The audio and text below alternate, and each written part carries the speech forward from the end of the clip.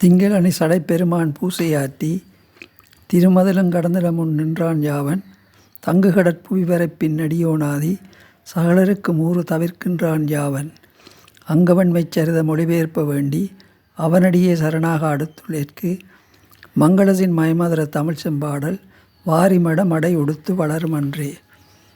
பிள்ளையாருக்கு கல்யாணம். பிரம்மதேவன் விதிக்கிரமப்படி சகல உலகங்களையும் படைத்தவுடன் ஆத்ம ஓடிகள் பலவும் ஓங்கி நிலை பெற்று வாழ்ந்தன. நான்முகனின் இரு புத்திரிகளான சித்தியும் புத்தியும் நாளொரு மேனியும் பொழுதொரு வண்ணமாக வளர்ந்து திருமண பருவமடைந்தார்கள். தமது சித்தத்தில் இருத்தியுள்ள முழுமுதற் கடவுளான விநாயகப் பெருமானுக்கே தம் புத்திரிகள் இருவரையும் திருமணம் முடித்து வைக்க வேண்டும் என்று பிரம்மதேவன் பெரிதும் மனம் விரும்பினார். அதன்படியே நாரதரை கைலாசத்திற்கு சென்று திருமணம் பேசி வரும்படியாக அனுப்பி வைத்தார். அச்சமயம் ஒரு காரணத்தை முன்னிட்டு விநாயகர் கைலமலையிலே சிவபெருமானுக்கு புத்திரராக அவதரித்திருந்தார். அங்கே தங்கமயமான மின்னும் சபா மண்டபத்தின் முன்னால் நவரத்னங்களால் இழைக்கப்பட்ட சிம்மாசனத்தின் மேல் பூதகணங்களும் தேவகணங்களும் புடைசூட கணேசர் அமர்ந்திருந்தார். அவர் தரிசிப்பதற்காக நாரத முனிவர் வெகு ஆர்வத்தோடு வந்து விநாயகரின் திருவடித்தாமரைகளை வணங்கினார். பிறகு நாரதர் தம் கையில் ஏந்திருந்த வீணையின் நரம்புகளை மீட்டி இசை அமுதத்தை பொழிந்தபடி விநாயகப் பெருமானின் பெருமைகளை பாடி அருளை பெற்றுக்கொண்டு புன்முறுவலுடன் ஒரு வேண்டுகோள் விடுத்தார். கருணமதம் பொழியும் கணேசரே, உம்முடன் நான் அறிந்து கொள்ள வேண்டிய விஷயம் ஒன்று இருக்கிறது. அதை நீர் காது கொடுத்து கேட்க வேண்டும். என் தந்தையான பத்மசன பிரம்மதேவர் தமது தியாக சிந்தனையிலிருந்து தோன்றியவர்களான சித்தி புத்தி என்னும் 2 புத்திரிகளையும் உமக்கே திருமணம் செய்து வைக்க வேண்டும் என்று விரும்புகிறார்.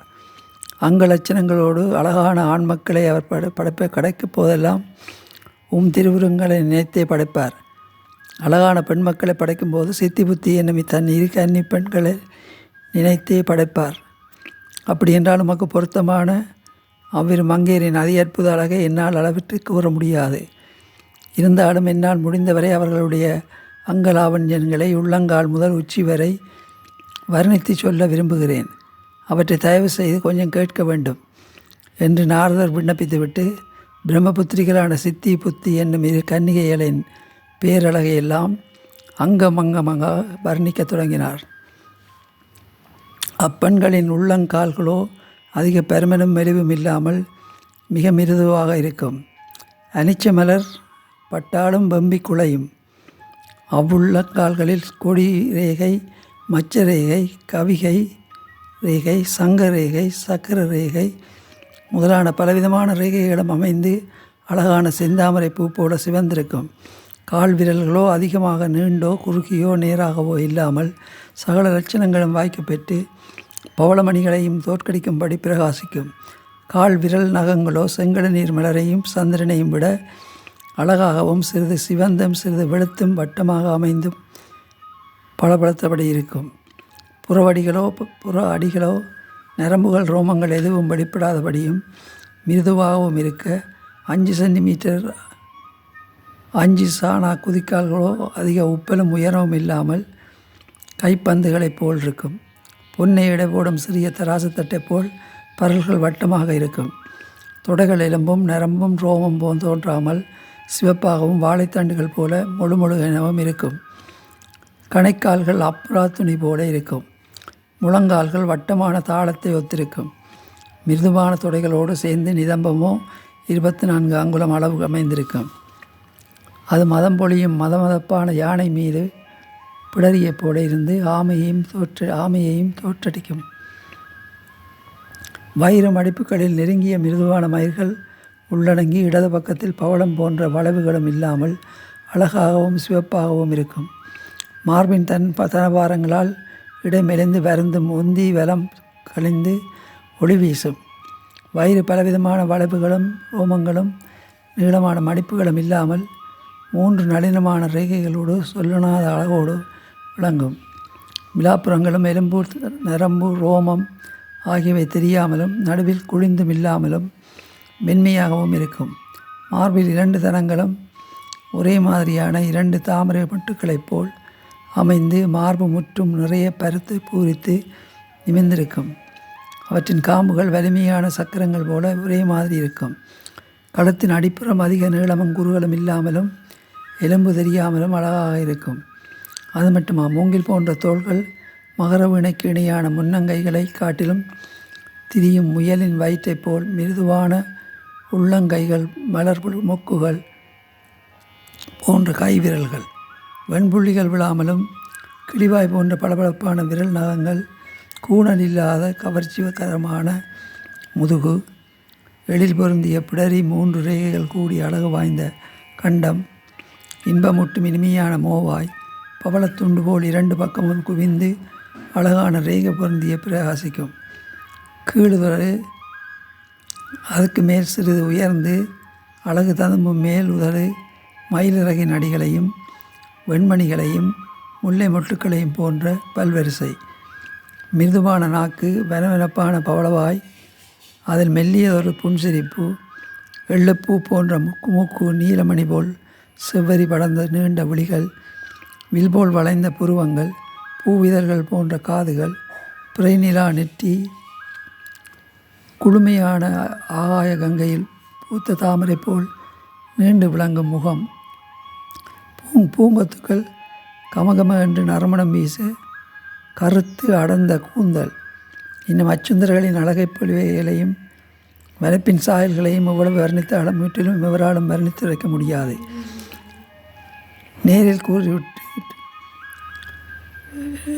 நேரில் முற்றிலும் இவராலும் வர்ணித்து வைக்க முடியாது. நேரில் பார்த்துத்தான் உணர முடியும். விநாயகரே என்று நாரதர் கூறிவிட்டு புன்சிரிப்பு பூத்தார். அவற்றையெல்லாம் கேட்டதும் விநாயகர் சம்மதித்து விடை கூறினார்.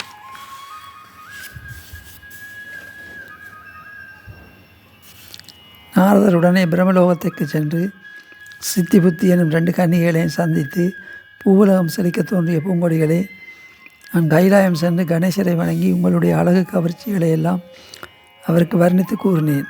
அவற்றை கேட்டதும் அவர் மனமுலகி உங்கள் இருவரையும் திருமணம் செய்து கொள்ள விரும்பியிருக்கிறார். இதை தெரிந்து கொள்ளுங்கள் என்றார் புன்சிரிப்போடு. அதை கேட்டு பிரம்மபுத்திரிகள் பெரிதும் மகிழ்ந்து விநாயகரையும் மனம் புரிந்து கொள்ள வேண்டுமென்று மிகவும் ஆவல் கொண்டார்கள். பிறகு நாரதர் தம் தந்தையாரின் பிரம்மதேவனிடம் சென்று தான் தூண்டிவிட்டு வந்த விஷயங்களை எல்லாம் விவரித்து கொண்டார். அதை கேட்டு பிரம்மதேவன் மனம் பூரித்தார். தம் குமரிகளின் திருமணத்தை விரைவில் நடத்த வேண்டும் என்று எண்ணமிட்டார். மாப்பிள்ளை விநாயகரின் பெற்றோர்களான சிவபெருமானும் பார்வதியும் இருக்குமிடம் சென்று திருமணத்துக்கு சம்மதம் பெற வேண்டும் என்று தீர்மானித்து கைலங்கிரியை நோக்கியுடனே பிரம்மன் புறப்பட்டார். கைலங்கிரியில் 3 முதல்வரான சிவபிரான் தம் பத்னி பார்வதியோடு வீட்டிருந்தார். அவரை கண்டதும் பிரம்மதேவன் பணிந்து பலமுறை துதித்தார். உமாமகேஸ்வரர் அவரை நோக்கி, நான்முகா, நீங்கள் இங்கு வந்து காரணம் என்ன என்று கேட்டார். அதற்கு பிரம்மன், ஐயனே, மூர்த்திகளை எல்லாம் உருவாக்கி முத்தொழில்களை நடத்தி வரச் செய்தவர் விநாயகர். அவர் இப்போது புத்திரனாகவும் மனப்பருவத்தினராகவும் இருப்பதால் லட்சுமியும் கண்டு நிர்ணானத்தக்க பேரழகியான சித்தி புத்தி என்னும் என்னுடைய புத்திரிகள் இருவரையும் அவருக்கு திருமணம் செய்து கொடுக்க ஆசைப்படுகிறேன். அதற்கு தங்கள் சம்மதத்தை பெறுவதற்காகவே வந்தேன் என்று கூறினார். அது சிவபெருமான் செவியிட்டு கேட்டதும் கனிவோடு தன் மனைவி பார்வதி தேவியின் முகத்தை பார்த்தார். பார்வதியோ புன்சிரிப்பு கொண்டு பிரம்மாவை நோக்கி, எங்கள் கணேசனுக்கு செல்விகளை திருமணம் செய்வதால் அனைவருக்குமே நன்மை விளையும். எனவே விரைவில் விவாகத்தை நடத்திவிடலாம் என்று தன் இசைவை தெரிவித்தாள். பிரம்மதேவன் பெருமகிழ்ச்சி அடைந்து விடை விட்டு சென்று விநாயகரிடம் வந்து அவரை வணங்கிவிட்டு தம் உள்ள கிடக்கையை தெரிவிக்கலானார். விநாயகமூர்த்தியோ, இவ்வுலகங்களை சிருஷ்டிக்கும்படி முன்பொரு தடவை 2 சக்திகளை எனக்கு அளித்தருளினீர். அச்சக்திகள் இப்போது என் புத்திரிகளாக தோன்றி திருமண பருவத்தில் பூத்து குலுங்கும் பூங்கொடிகளாக வளர்ந்திருக்கிறார்கள். அவர்களை நீர் திருமணம் செய்தருள வேண்டும். பெண்களோடு ஆண்கள் உள்ளமோ வந்து கூடினாலன்றி படைப்பு தொழில் பிரகாசிக்காது. ஆகையால் நீர் மனம் புரிந்து கொள்ள வேண்டும் என்று பிரம்மதேவன் கூறவும், அஷ்டமூர்த்தி வடிவமான பேரளமுகத்து விநாயகர் தம்முடைய சம்மதத்தை ஒரு புன்சிரிப்பின் மூலமாக தெரிவித்தார். பிரம்மாவே, உன் புத்திரிகளின் திருமணத்திற்கு தேவையான ஏற்பாடுகளை எல்லாம் ஏற்பாடு செய்யும். நாம் அனைவரோடும் வருகிறோம் என்றார். அதன் பிறகு பிரம்மதேவன் வைகுண்டம் சென்று லட்சுமி நாரதரான திருமாலை வணங்கி தம் இரு புத்திரிகளையும் திருமணம் பற்றி தெரிவித்தார். பிறகு அங்கிருந்து அகன்று தமது சத்தியலோகத்துக்கு வந்து சேர்ந்தார். விநாயகரின் திருமண ஏற்பாடுகள் அதிமும்மரமாக நடைபெறலாயின. சகல ரிஷிகளும் சகல மன்னாதி மன்னர்களும் சகல தேவர்களும் தெய்வேந்திரனும் மற்றுமுள்ள யாவரும் தங்கள் தங்கள் குடும்பங்களோடு விரைந்து வர வேண்டுமென்று சத்தியலோகத்தைச் சேர்ந்த தேவதூர்கள் திருமண அழைப்பிதழ்களை சகல லோகங்களுக்கும் கொண்டு சென்றார்கள். விநாயகமூர்த்தியின் திருக்கல்யாண வைபவத்தை தரிசிப்பதற்காக வரப்போகும் மூலவாசிகளும் அமர்வதற்கு தகுதியான மாளிகைகளையும் கல்யாண மண்டபத்தையும் முறைப்படி மிக நேர்த்தியாய் கொடுக்கும் பொறுப்பு தேவசிற்பியான விஸ்வகர்மாவிடம் ஒப்படைக்கப்பட்டது.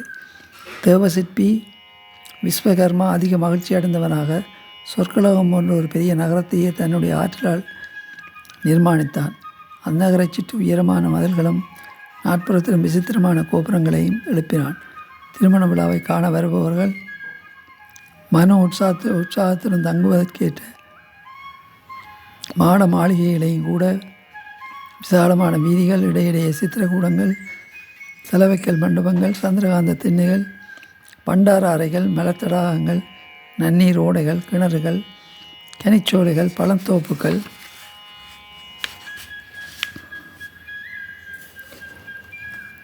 பரிமளிக்கும் நந்தவனங்கள் எல்லாம் உருவாக்கப்பட்டன. பிறகு அந்த நகரத்தின் நடுவில் மனச்சடங்குகளை நடத்துவதற்கென்று ஒரு கல்யாண மண்டபத்தை விஸ்தாரமாக உருவாக்கி அதன் மத்தியில் நவரத்தினமயமான சிங்காதனம் ஒன்றை அதை சுற்றி விருந்தினர்கள் அமர்வதற்குரிய பீடங்களையும் பலவித கலை நுட்பங்களுடன் வினோதமாக அமைத்து தங்கமயமாக ஒளிரும் அம்மண்டபத்தின் மேற்பரப்புகளிலும் பட்டு ஜோடனைகளோடும் கூடிய விதானங்களிலும் மலர் மாலைகளும் முத்து மாளிகையிலும் மயிர்பீலிகளும் தொங்கவிடப்பட்டன. நவமணிகள் இழைத்த சுவர் பக்கங்களிலும் பெரும் பெரும் தூண்களிலும் பொற்பாவைகள், சித்திரப்பதுமைகள், பிரதிபிம்ப கண்ணாடிகள் முதலானவை நிலைநிறுத்தப்பட்டன. கல்யாணத்துக்குரிய ஓமகுண்டமும் விசாலமாக கட்டமைக்கப்பட்டது. இவ்வாறு தேவசிற்பி ஒரு மாபெரும் நகரையை நிர்மாணித்து பிரம்மா மகிழ்ந்து ஆகாய கங்கையை வருவித்து கருப்பை சமைத்து மாவிலை முதலான ஓமப் பொருட்களை சேகரித்தார்.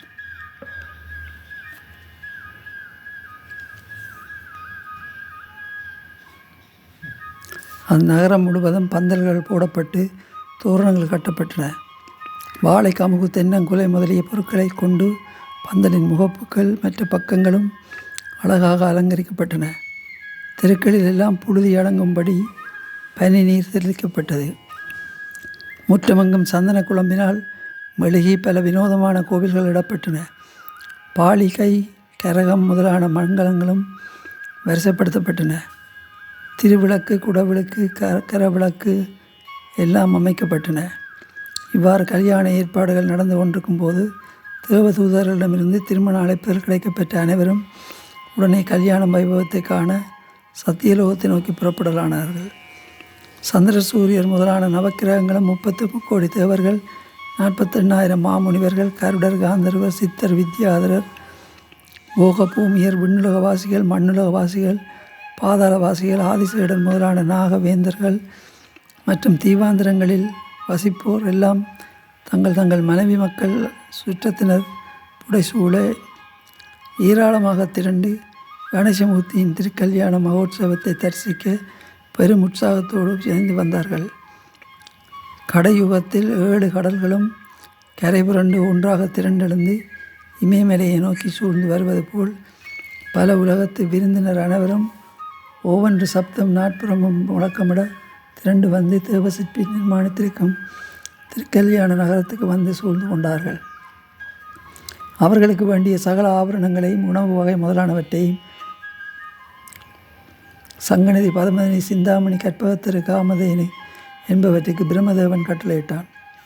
அவைகளும் பிரம்மன் இட்ட கட்டளைப்படி சகல செல்வங்களையும் வந்தவர்களுக்கெல்லாம் வாரி வழங்கின.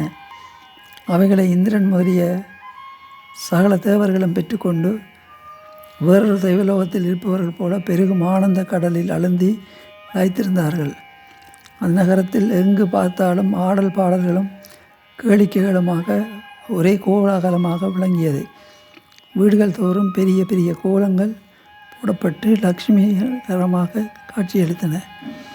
அந்நகரில் 12 சூரியர்களும் சந்திரர்களும் ஜோதி விளக்குகள் ஒருங்கே கூடியிருந்ததால் இரவு பகல் என்னும் வித்தியாசமே அங்கு தெரியவில்லை.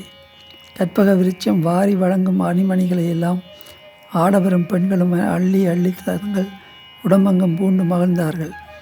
அவர்களுக்கிடையே ஆண் பெண் என்ற வித்தியாசம் கூட தெரியவில்லை. வந்திருக்கும் விருந்தினரில் அங்குள்ள ஐவகை மாமரைச்சோலைகளிலும் அதி அற்புதங்களை பார்த்தபடியே மெய்மறந்து நின்றனர். இன்னும் மிடுக்குள்ள சில காதலர்கள் பூஞ்சோலைகளில் புகுந்து பலவாறாகவும் விளையாடித்திருந்தார்கள்.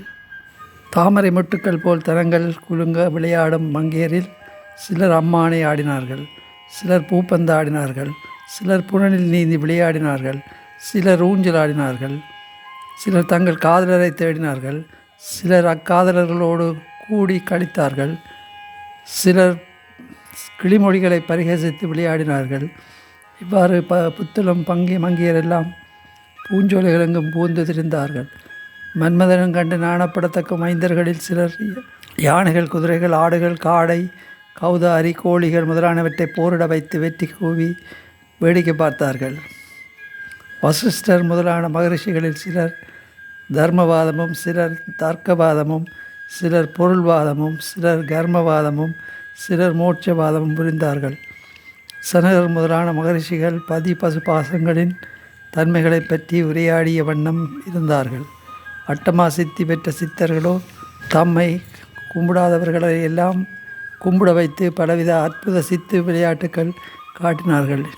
இவ்வாறு திருமண விழாவை காண வந்திருந்தவர்களின் உற்சாகத்தையும் கல்யாண மண்டபங்களின் அலங்கார சிறப்புகளையும் இதற்கு மேலும் யாரால் தான் வர்ணித்து கூற முடியும். திருமண ஏற்பாடுகள் அனைத்தும் திருப்தியாக முடிந்தன. நாரத முனிவர் பெரும் உற்சாகத்தோடு கைலாயத்திற்கு சென்று சிவபெருமானை வணங்கி அவரிடம் திருமண ஏற்பாடுகளை பற்றி கூறி உடனே புறப்பட வேண்டும் என்று விண்ணப்பித்தார். சிவபெருமானும் தன் மைந்தராகிய விநாயகரை அழைத்து, குழந்தாய் பிரம்மனுடைய புத்திரிகளை சித்தி புத்தி இருவரையும் உனக்கு மணமுடிக்க எல்லா ஏற்பாடுகளும் செய்தாகிவிட்டது. விரைவில் நீ மனக்கோலம் பூண்டு புறப்படு என்று கூறினார்கள். தந்தையின் வாக்கை சிறமேற்கொண்டு விநாயகர் தெய்வ கங்கையில் நீராடி வந்து திருமண அலங்காரம் புனியலானார். இடையில் பட்டு பிதாம்பரமும், கைகளில் பொன்னாபரணங்களும், மார்பிலும் தோள்களிலும் வாசனை சந்தனப்பூச்சும், தலையிலே நவமணிகள் பதித்த பொன்முடியும், அதை சுற்றி கொன்றை மாலையும், கழுத்தில் முத்து மாலைகளும், மார்பில் நவமணி ஆபரணங்களும், காதுகளில் மகர குண்டலங்களும், கைகளிலே கடகங்களும், விரல்களில் மோதிரமும், இடையில் உத்திர பந்தனமும், கால்களிலே சிலம்புகளும் பூண்டு நெற்றியில் திருநீறு பூசி அதன் நடுவில் வாசனை கலந்த குங்கும திலகமிட்டு கண்டோர் பிரமிக்கத்தக்க வண்ணம் மணமகன் கோலத்தில் விநாயகர் காட்சியளித்தார். தங்கள் மகனின் கண்கொள்ளா அழகை பார்த்து சிவபெருமானின் பார்வதி தேவியும் உவகை கொண்டார்கள். பிறகு துவாதசாதித்தர், ஏகாதச ருத்திரர், அட்டவித்தியேஸ்வரர், அஷ்ட வசுக்கள், அஷ்டதிக்பாலர்கள், தேவர்கள் புடைசூழ திருமண கோலம் பூண்டு விநாயகர் ஐராவணத்தின் மேலேறியும், சிவபெருமானும் பார்வதியும் ரிஷப வாகனத்திலேறியும், வேல்முருக கடவுள் மயில் வாகனத்திலேறியும் மணமகளின் வீட்டை நோக்கி புறப்பட்டு சென்றார்கள். நிசும்பன் முதலான பூதர்கள் தலைவர்களும் நந்தீஸ்வரரும் மற்றுமுள்ள சிவகணங்களும் புடைசூழ்ந்தன. ஓம் என்னும் பிரணவ மந்திரம், வேதங்கள் 28 ஆகமங்கள் என்பன கூட ஒவ்வொன்றும் ஒவ்வொரு தேவ வடிவம் பெற்று மாப்பிள்ளை வீட்டாரின் பந்து ஜனங்களாக ஊர்வலத்தில் வந்தன. இவ்வாறு மாப்பிள்ளை விநாயகர் திருமண உலா புறப்பட்டு வரும் வழியிலும் பூதகணங்கள் அவர் புகழ் பாடியும், தவ முனிவர்கள் வேத மோதியும், சந்திரவண்டத்து குடைகள் வானவெளியை மறைப்பது போல் உயர்ந்து வரவும், பலவித பட்டுக்கொடிகள் இரு பக்கங்களில் நெருங்கவும், சிலர் ஆலவட்டங்கள் தாமரைகள் முதலானவற்றை வீசவும், பலவித வாத்திய கருவிகள் இடவிடாமல் ஒலிக்கவும், இன்னும் எண்ணற்றது கோலாகலங்களோடு கடல் பெருகுவது போல் கூட்டம் திரண்டு வந்தது. பார்வதி பரமேஸ்வரரோடும் மற்றும் தேவகணங்கள் பூதகணங்களோடும் ஆகாய வடிவில் வரும் மாப்பிள்ளை விநாயகரை கண்டு பிரம்மதேவனும் திருமாலும் பெருமகிழ்ச்சி அடைந்தவர்களாய் எதிர்கொண்டு சென்று வரவேற்று கற்பக மலர்களை தூவி அர்ச்சித்து வணங்கினார்கள். பிறகு மாப்பிள்ளை விநாயகர் ராஜ வீதியில் வலமாக அழைத்துச் சென்று திருக்கல்யாண மண்டபத்தில் அமர்த்தினார்கள். உடனே பிரம்மாவின் மனைவியான சரஸ்வதி கங்கை ஜலத்தினால் மாப்பிள்ளை விநாயகரின் பாதங்களில் நீர் வார்த்தாள். அப்பாதங்களை பிரம்மா பெரும் வணக்கத்தோடு கழுவி மெல்லிய ஆடையினால் துடைத்தார். அதன் பிறகு எல்லோரும் தத்தமாசனத்தில் அமர்ந்தார்கள். மண்டபத்தின் மத்தியில் உள்ள மாணிக்க சிம்மாசனத்தில் மாப்பிள்ளையார் அமர்ந்து தேவமங்கையரின் ஆடல் பாடல்களை எல்லாம் பார்த்தார். ஏராளமான மங்கள மாதர்கள் தனித்தனியாக பொன் தட்டுக்களில் வெள்ளடை, பாகு, வாழைப்பழம், தெங்கின் கனி, பெரா முதலான பல வகைகள், ரத்னாபரணங்கள், பூமாலைகள், சித்திர பட்டாடைகள் முதலானவற்றையும் எடுத்துக்கொண்டு அட்டமங்கலத்துடன் பல இன்னிசை கருவிகள் முழக்கமிட நகரத்து வீதியை வலமாக சுற்றி வந்து கல்யாண மண்டபத்தின் ஒரு புறம் வைத்துவிட்டு கும்பிட்டார்கள். அந்த சமயம் அந்த புறத்தில் அழகு பதமைகளாக காட்சியளிக்கும் சித்தி புத்தி என்னும் இரு மணப்பெண்களையும் சரஸ்வதி, இந்திராணி, லக்ஷ்மி, அதிதி, அனுசூயை, அருந்ததி என்னும் 6 மாதர்களும் வாழ்த்தினார்கள். மணப்பெண்ணை ஓர் ரத்தின ஆசனத்தில் உட்கார வைத்து அவர்களுக்கு தேவமங்கையர் திருமஞ்சனம் ஆற்றலானார்கள். புனுகு முதலான 32 பொருட்களும், கஸ்தூரி முதலான 5 வகை வாசனை திரவியங்களும், சந்தன குழம்பும் கலந்து பக்குவமாக காய்ச்சிய பரிமள தைலத்தை மணப்பெண்களின் கூந்தலில் தடவி சில மாதர் உற்சாகத்தோடு மங்கள வாழ்த்துக்கள் கூறி நலங்கிட்டார்கள். யானையின் மத்தகத்தின் மீது கொண்டு வந்த கங்கை நீரை ஊற்றி திருமஞ்சனமாட்டிய பிறகு பனி போன்ற மெல்லிய ஆடைகளால் ஒற்றி ஈரம் போக துடைத்தார்கள். இடுப்பில் பட்டாடைகளை உடுத்தி வைத்தார்கள். இயற்கையிலேயே குளுமையும் வெப்பமும் பொருந்திய மார்பகத்தனங்களை மீது சந்தன குழம்பை அள்ளி அள்ளி பூசி சிரித்தார்கள். கூந்தலுக்கு அகில் புகை முதலான வாசனைகள் ஊட்டி சீப்பினால் வாரி இரத்தின மாலைகளும் மலர் மாலைகளும் சூடி கொண்டையிட்டார்கள். கருமகம் போன்ற உச்சி கொண்டையில் முல்லை மாலைகளை சுற்றி அலங்கரித்து கருமகம் வெள்ளி மயமான நீர்த்தாரைகளை பொழிவது போல் அதில் முத்து மாலைகளை தொங்கவிட்டார்கள். தலையில் சந்திரப்பிறை, மயிலணி, நெற்றியில் முதலணி, மாலை முதலான மணிகள் சூட்டி நெற்றியில் சிகப்பு தேரமிட்டு கண்களுக்கு மைதையிட்டு மூங்கில் முத்துமணிகளையும் காதுகளின் நீலோட்பல மலர்களையும் அன்னக்கொப்புகளையும் முத்தினால் செய்த கன்னப்பூ என்னும் அணியையும் பதுமராக குண்டலத்தையும் பல பன்மணிகளால் செய்து கண்ட சாத்தையும் பூரிக்கும் மார்புத்தனங்களில் கச்சையையும் தோள்களில் வாகு வளையல்களையும் கைகளின் வளையங்களையும் விரல்களில் மோதிரங்களையும் அணிவித்தார்கள்.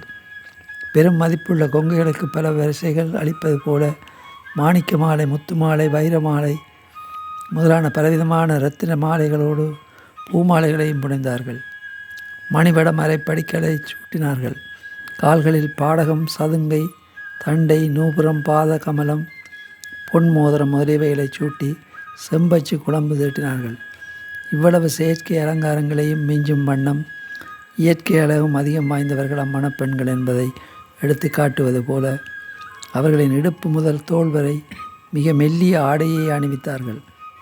இவ்விதம் சித்தி என்னும் மணப்பெண்ணிற்கு இலக்குமியும், அதிதியும், இந்திராணியும், புத்தி என்னும் மணப்பெண்ணிற்கு அனுசூயை, அருந்ததியும், ரதியும் அலங்காரங்கள் செய்துவிட்டு சிவபெருமானின் இடப்பக்கம் வந்திருக்கும் பார்வதியின் கடக்கண் பார்வை அருகே வந்து, தேவி, தாங்கள் சொன்னபடி மணப்பெண்களுக்கு எல்லாம் நடத்தி முடித்து விட்டோம் என்றார்கள்.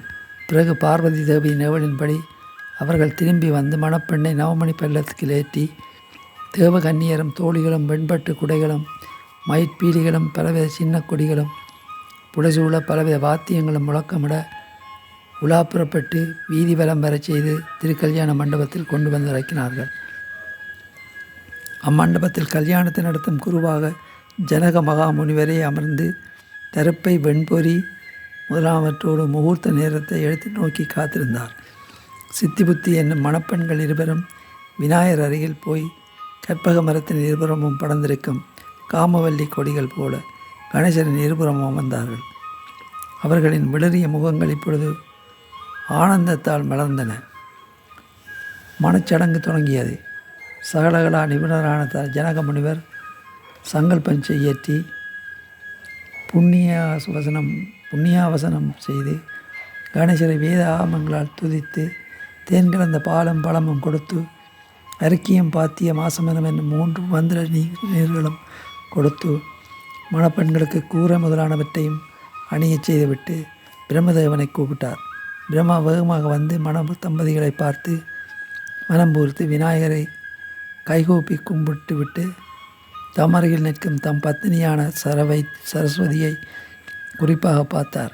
உடனே சரஸ்வதி பல தேவ மகளிரோடு விரைந்து சென்று திருமஞ்சனம், கற்பகமலர், தூபதீபம் முதலானவற்றையும் தங்க பாத்திரங்களில் ஏந்தி வந்து தன் கணவர் அருகே நின்றான். ஜனக முனிவர் கூறியபடி பிரம்மா வேதாங்க முறைப்படி மாப்பிள்ளை விநாயகருக்கு பாத பூஜை செய்ய முனைந்து விநாயகரின் திருவடிகளை ஒரு தங்க தட்டில் சேர்த்து வைத்து தன் பத்தினி பொற்குடத்தில் நிரப்பி வைத்திருக்கும் கங்கை நீரை வார்த்து பாதங்களை கழுவி ஒற்றாடையால் துடைத்து சந்தன குழம்பை ஆப்பி மலர் அர்ச்சனைகள் செய்து சாம்பிராணி தூபம் காட்டி கற்பூர அஞ்சனம் கொடுப்பது சோடச உபசாரங்களோடு பூஜைகளை நிறைவேற்றினார். பிறகு தம் கன்னிகைகளான சித்தி புத்திகளின் கைகளை எடுத்து விநாயகரின் கைகளில் சேர்த்து நான் வளர்த்த என் செல்வங்களை ஏற்றருள வேண்டும் என்று வேண்டிக் கொண்டு தம் மனைவி சரஸ்வதி கங்கை நீர் வார்க்க கன்னிகாதானம் செய்து கொடுத்தார். வாழைப்பழம் முதலான கனிவர்க்கங்களையும் கரும்புச்சாறு, பசும்பால், தேன் கற்கண்டு முதலானவற்றையும் பொற்பாத்திரங்களில் நிரப்பி புசித்தருள் வேண்டும் என்று நிவேதனம் செய்தார். அதன் பிறகு மங்கள பேரிகை, மத்தளம், சங்கு முதலான பலவித இன்னிசைக்கருவிகளை முழக்கமிட தேவர் முனிவர் முதலானவரெல்லாம் பெரும் உற்சாகத்தோடு கரகோஷம் செய்து ஜெய என்று போற்றிட தெய்வேந்திரன், திக்குப்பாலகர் முதலானவரெல்லாம் மங்கள வாழ்த்துக்கள் கூறிட அத்திரி முதலான தவ மகரிஷிகள் எல்லாம் வேதங்களால் துதித்திட தேவதுந்துபிகள் வானில் கணவென்று பேரொளி செய்ய ஜனக முனிவர் மணமக்களுக்கு நவக்கிரக ஹோமம் முதலானவற்றையெல்லாம் செய்து ஹோமத்தில் இருந்து எடுத்த மைக்குழம்பை விநாயகரை நெற்றியிட்டு பிறகு விநாயகரை கொண்டே மணப்பெண்ணின் நெற்றியில் அதை இடச் செய்து மடச்சடங்குகளை எல்லாம் முறைப்படி செய்து முடித்தார். பிறகு மகா கணபதிக்கு மகாவிஷ்ணு மாப்பிள்ளை தோழராக இருந்து கை கொடுத்து அவரை ஆசனத்தில் இருந்து எழுப்பியதும் மணப்பெண்களான சித்தி புத்தியின் விரல்களை பற்றி மும்முறை தீவலம் வந்து மணப்பெண்களின் பாதங்களை தம் கைகளால் தூக்கி நிலத்திலிட்டு பிறகு அம்மியின் மீது வைத்து அருந்ததி பார்த்தார். இவ்வாறு சகல தேவர்களின் சாட்சியாக திருமணச் சடங்குகள் அனைத்தும் முறையாக முடிந்ததும் விநாயகர் தம் புத்திரம் மனைவிகளோடு தம் பெற்றோரான பார்வதி பரமேஸ்வரனின் திருவடிகளில் விழுந்து வணங்கினார். அவரையும் மருமகள்களையும் பார்வதியும் பரமேஸ்வரனும் ஆசீர்வாதம் செய்து மனம் பூரித்துவிட்டு திருமாலை பார்த்தார்கள். திருமால் அனைவருக்கும் முறைப்படி தாம்பூலங்கள் கொடுத்தார். கற்பகதர் முதலானவைகளும் எல்லோருக்கும் வேண்டியதையெல்லாம் வாரி வழங்கின. விரிசடையில் பிரசூடிய சிவபெருமான் எல்லோருக்கும் வேண்டிய வரங்களை கொடுத்துவிட்டு தம் தேவியோடு மற்றொரிடத்துக்கு சென்று அமர்ந்தார். அதன் பிறகு புதுமண மக்களின் ஊர்வலம் புறப்படலாயிற்று. மணப்பெண்களான சித்தி புத்தி இருவரும் அழகான ரதியை பல்லக்கில் ஏற்றி வர மாப்பிள்ளை விநாயகர் ஐராவதத்தில் ஏறி வர 7 கடலும் பொங்கி இழந்தது போல் எண்ணற்ற வாத்தியங்கள் பேரொளி முழக்கிட மழை திறந்த வெள்ளம் போல் மங்கள வாழ்த்துக்கள் மகிழ்ந்து பெருகிட தேவர்கள் புஷ்பமாரி பொழிந்திட சந்திரவட்டை குடைகள் வானத்தை மூடிட அநேக விருது கொடிகள் அண்ட முகட்டை முட்டிட இருபுறங்களிலும் வரிசையாக கவரிகள் வீசிட இணையற்ற ஆலவட்டங்கள் அப்புறமும் அசைந்து ஆடிட கிண்ணறான இசைவாடிட அப்சரசுக்கள் அலாதியாக நடனமாடி நாலாபுரம் கும்பல் வந்து குவிந்திட அவர்களையெல்லாம் நந்திதேவர் தம் வெள்ளிப்பிரம்பால் விலக்கி வழிவெட்டிவிட மணமக்கள் வீதியில் பவனி வந்தார்கள். அப்போது வழிகளில் உள்ள பெண்களின் சிலர் நீராஞ்சனம், பூரண கும்பம், முளைப்பாலிகை, மணிவிளக்கு முதலான மங்கள பொருட்கள் வைந்தி வாழ்த்தொலி செய்தார்கள். சில பெண்களோ சர்வ சர்க்கரையையும் வாழைப்பழம் முதலான கனிவகைகளையும் குதூகலத்தோடு சமர்ப்பித்தார்கள். நறுமலர்கள், சந்தனம், கதம்பம், பன்னீர் முதலானவற்றை சில பெண்கள் சொரிந்தார்கள். வைரம், வைடூரிய முதலான நவரத்னங்களையும் சில பெண்கள் தூவினார்கள். இவ்வாறு ஆனந்த பரவசத்தோடு அனைவரும் பல பல காரியங்களை செய்தார்கள். கைகூப்பி தொழுதார்கள். மணமக்களை வாயார வாழ்த்தினார்கள். அப்பெண்களில் இளமை வேட்கை மிகுந்த சில மங்கையர்கள் அதி அற்புதமான அங்கலாவயன்களை எல்லாம் கண்ணுக்கு விருந்தாக கண்டு தங்கள் உடம்பெல்லாம் பூமியில் இறுக்கி அழுத்தும்படி விழுந்து வடங்கி மெய்சிலித்து செயலற்றவர்களாக ஆசை வெள்ளம் என்னும் பெருங்கடலில் மூழ்கியபடியே கிடந்தார்கள்.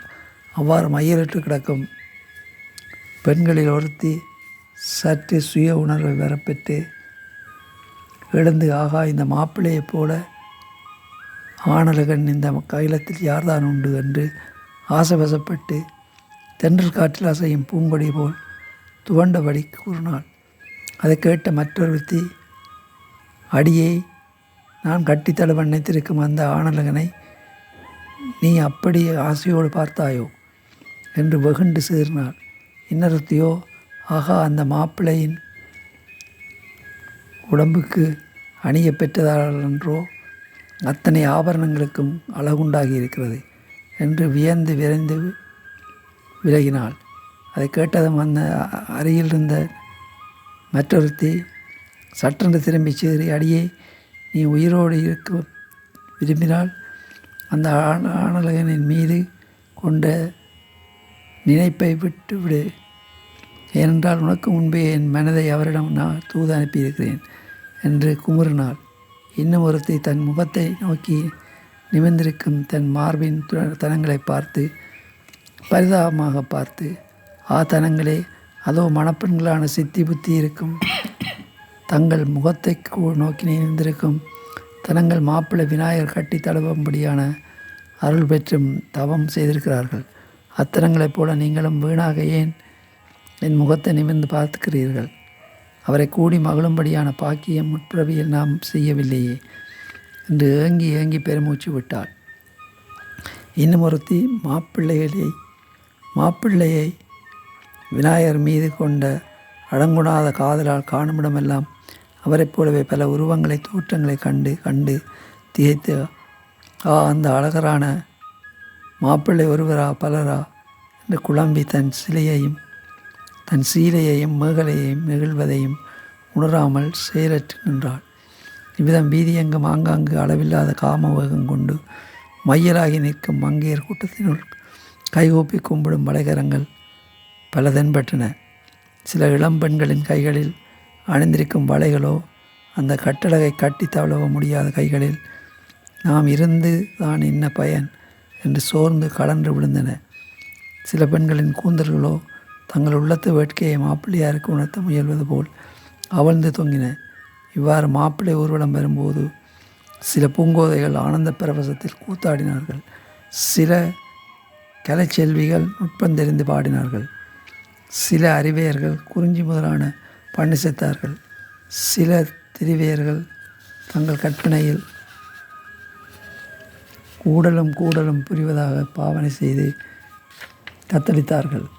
இவ்வாறு பல பருவத்து வயது பெண்களும் தெருக்களங்கும் நிறைந்து நின்று காதல் பித்து கொள்ளும்படி மாப்பிள்ளை விநாயகர் தெருக்களில் ஊர்வலம் வந்து கடைசியாக மறுபடியும்